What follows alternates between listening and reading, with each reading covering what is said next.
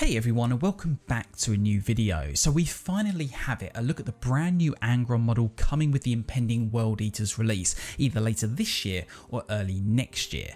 Now, like a few others, I was a bit disappointed at the way this all came out. We saw another grainy, pixelated image doing the rounds on Twitter, and naturally these sorts of potato can photos do get on my nerves a little, if only because so much work, years of work in fact, goes into designing, building, painting and showcasing these models, and it really does seem to spoil that effort if the first thing people see isn't the glossy reveal video, but instead the grainy tweets.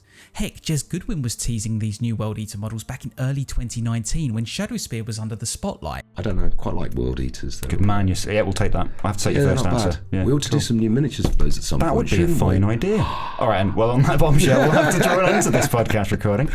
So it's been a lot of effort, and maybe I'm alone here. I just feel that the people who make the thing should be the ones to show that thing off. But in any case, Angron was quickly revealed to the world in all his glory, and in this video I want to take a closer look and share my own thoughts on the model itself and what it might suggest for the final 40k Demon Primarch, Fulgrim. So with all that said, let's get stuck in. Now, one thing the grainy potato can photo did make clear is that Angron's new model is huge, towering over the battlefield, and what seems to be the much anticipated new Khorne Berserkers and Imperial Guard. No doubt we'll get a better look at those over the coming weeks. But let's be frank, Angron has always been a towering Goliath, and we've seen that in the incredible artwork of him that's been published over the years. In fact, I think a lot of the inspiration for this model came from the cover of the relatively recent Horus Heresy book Saturnine, or if Jez Goodwin was designing Angron back in 2019, maybe it's the other way round. In either case, you can see in this phenomenal piece just what an engine of destruction Angron is in his own right, and how his presence dominates everything around him, even when he's confronted by the Emperor's own custodies. In fact, one of the things I love most about this image is that Angron isn't actually murdering anything at this precise moment. Rather, it's his presence alone that is truly threatening, the overwhelming potential for destruction he harkens, and how everything that seems to stand before him just seems so inferior by comparison. I think that's the essence of Angron in many ways. And so to see the design team capitalise on that and craft Angron the way they have, wings stretched out above him, looming large over the battle, and not needing to hover like his brother Mortarion to do so, it's just a great nod to the spirit of what we've seen in his artwork up until now. Of course, there are some slight differences between this model and his prior illustrations, and we can see that quite clearly when we look at Angron's armour. As the Warhammer community article pointed out, among the numerous marks of Khorne, we've also got a number of homages to Angron's previous life intricately weaved into his battle plate.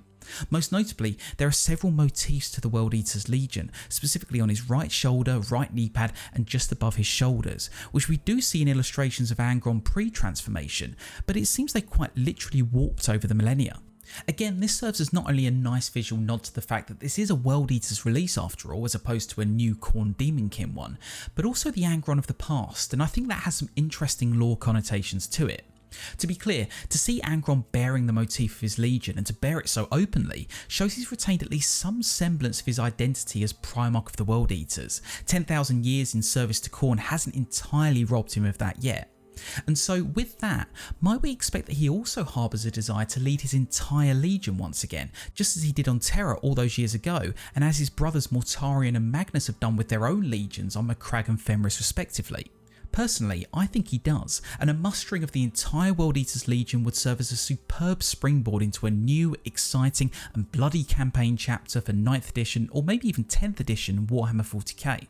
But drawing in the eye just as strongly are these huge, savage weapons that Angron wields. One is certainly the Black Blade, an enormous demon sword that Angron wielded during the First War of Armageddon. It's said to have annihilated 5 Grey Knight Terminators in a single stroke, and although it was shattered prior to Angron's banishment, it looks like it's been reforged for the Primarch as he returns once again to real space.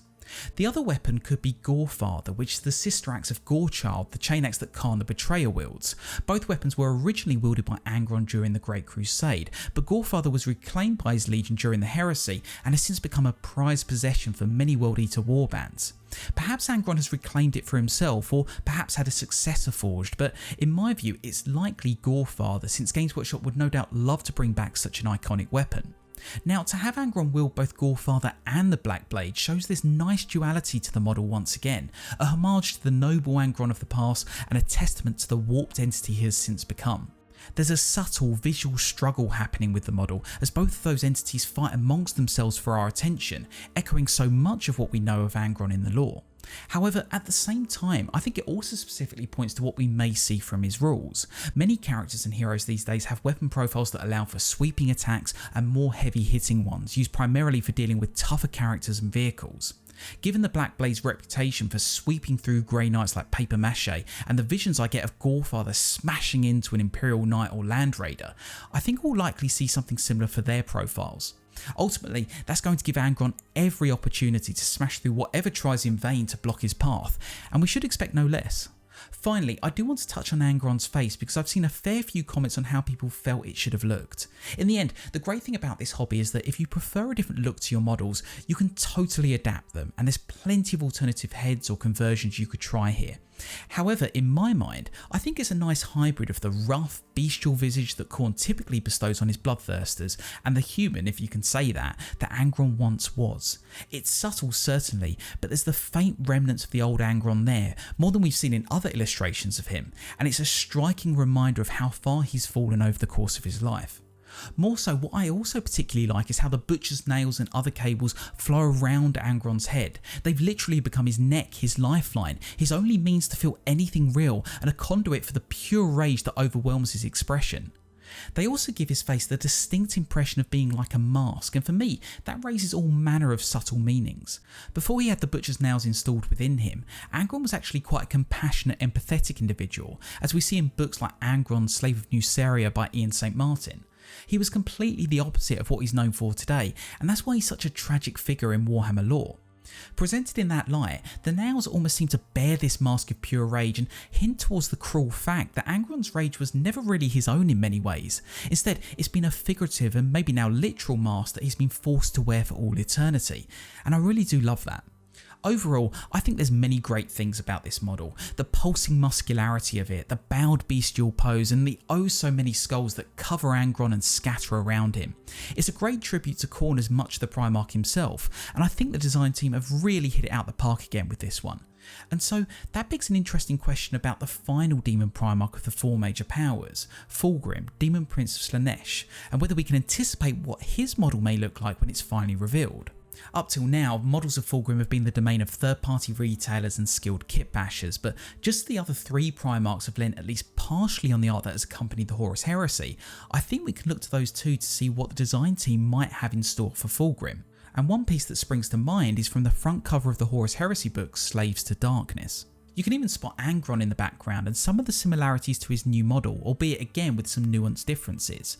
But this rendition of Fulgrim is absolutely superb in my view, presenting him as alluring and majestic, but also terrifying and ephemeral. It's that precipice that Slaanesh loves to balance on, and it's such a distinctive look for Fulgrim. We do see him in other artwork as a terrifying beast of destruction, but I think modelling him like that, and as we see with some of the third party models, places him a bit too close to the tone and energy of Angron.